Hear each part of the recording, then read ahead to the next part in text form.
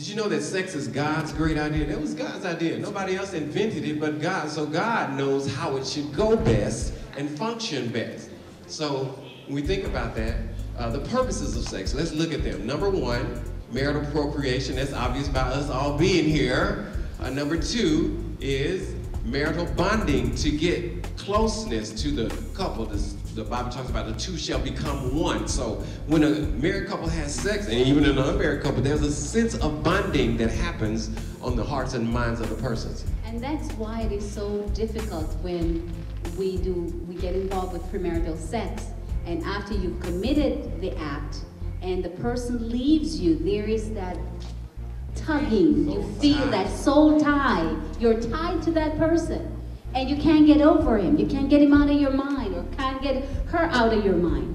Why? Sex was made to glue the couple together.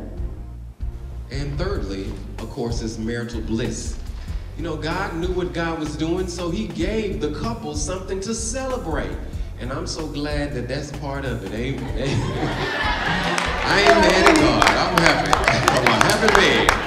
What's up with the X? Good to see you out there, man, with WFSK. All right, good to see y'all. All right.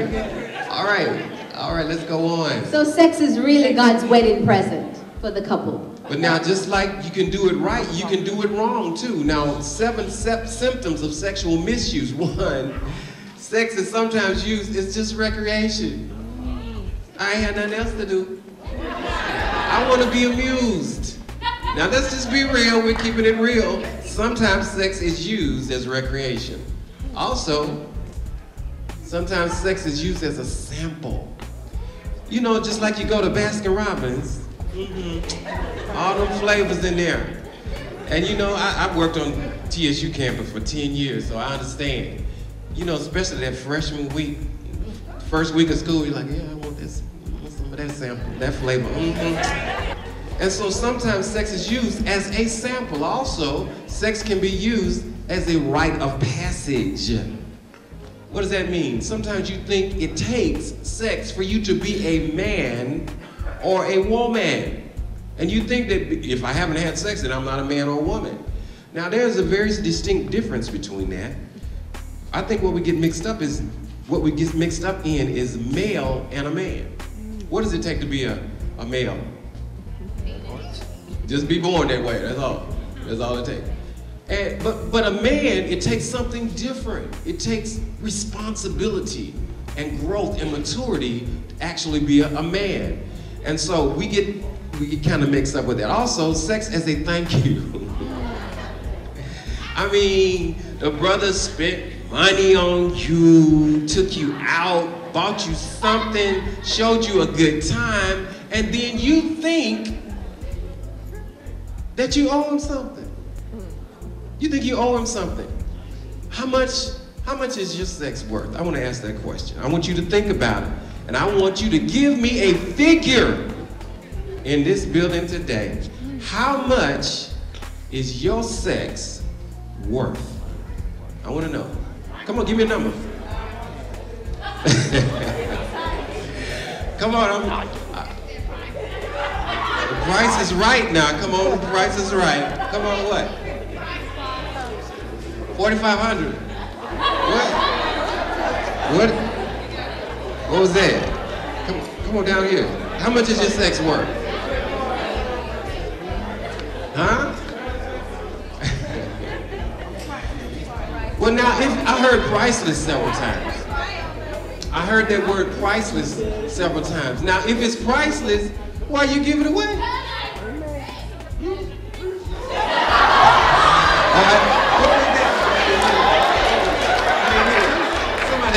Somebody tell me what they say. It's a recession, oh Lord.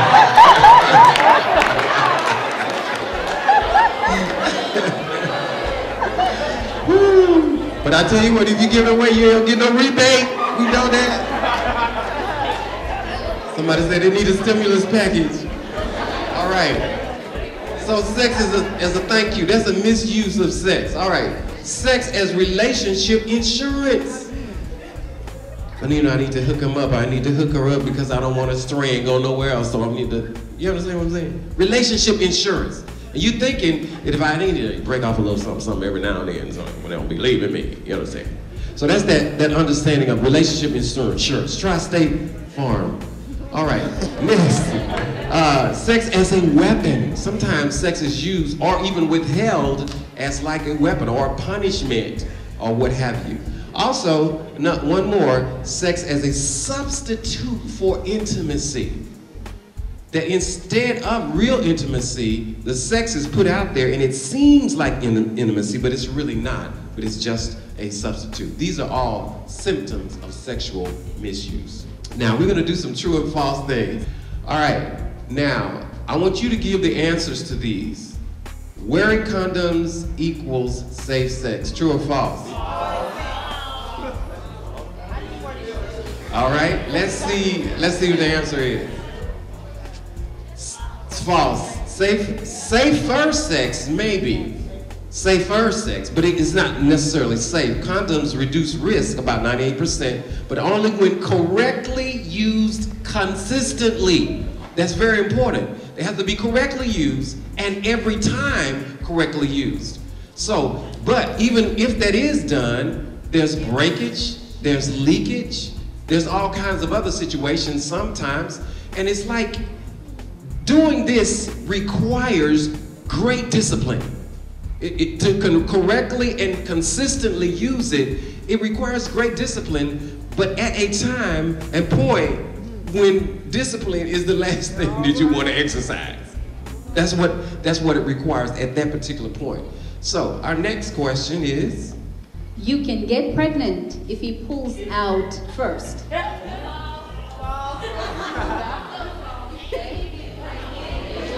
get pregnant if he pulls out first. True or false?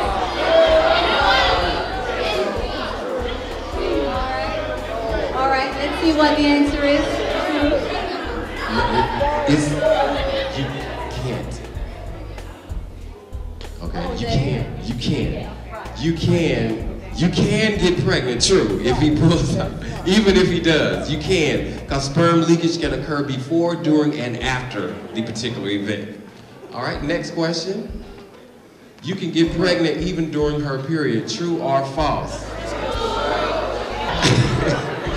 We got a brother up here saying, that's disgusting. All right, check it out. The answer is true.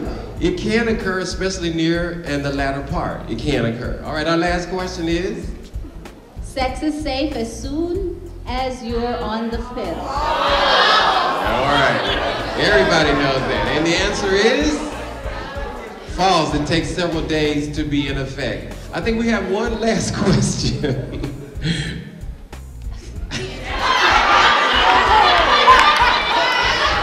You gotta read that one. Hey, this comes from real people, all right? Real answers, all right? Peeing after sex can prevent pregnancy, true or false? All right, all right, the answer is false. It cannot prevent pregnancy. All right, so I think it's good to clear up some things and get some understanding. All right. Okay, this is what Dr. Laura Berman says. The only safe sex is no sex at all. Okay? There is no way to ever guarantee 100% safety during sex. So it is estimated that 19 million Americans catch an STD every year. That's a lot of people. Every year, 19 million. All right? So keep that in mind. All right, you do the math. The earlier in age you have sex, the greater number of partners and the greater frequency, the more meaningless the act becomes. And so you lose when you give in this particular kind of way. The earlier in age, the number of partners, the greater frequency, the more meaningless the act becomes. A relationship plus sex minus commitment equals what? It's a sex ship. And that's what happens to sex ships. think. Not a relationship, but a sex ship. So what are you riding?